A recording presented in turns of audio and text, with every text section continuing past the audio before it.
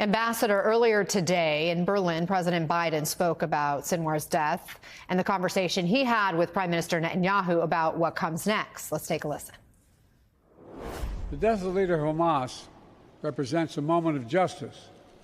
He had the blood of Americans and Israelis, Palestinians and Germans and so many others on his hands. I told the Prime Minister of Israel yesterday, let's also make this moment an opportunity to seek a path to peace, a better future in Gaza without Hamas. President Biden sending Secretary of State Blinken to the Middle East once again to soon restart the ceasefire and the hostage talks with Israel, Egypt, and Qatar.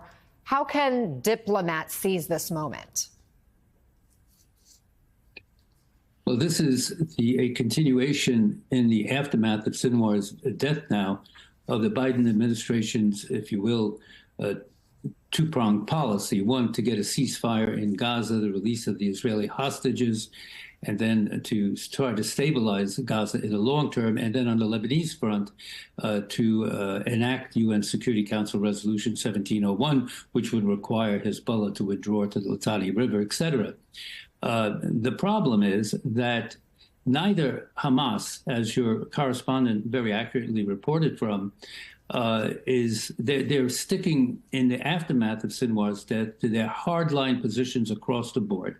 The withdrawal of all Israeli forces from Gaza, the release of all Palestinian prisoners, no hostage releases unless a political accommodation is made, et cetera, et cetera.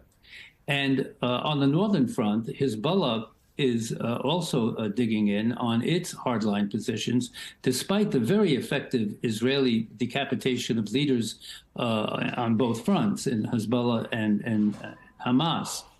The Israelis, and Netanyahu's policy is basically to reestablish Israeli deterrence after the horrible failure of Israeli security establishment on October 7th. So what he's doing now, I think he is absolutely wedded to continuing the war, continuing fighting, establishing what his military seems to want is some presence in the Netzarim corridor to keep northern Gaza free of Hamas terrorists, to secure the southern border of Israel, and in Hezbollah to drive Hezbollah back in its military operations, Israel's military operations, certainly north of the border with Israel. Right.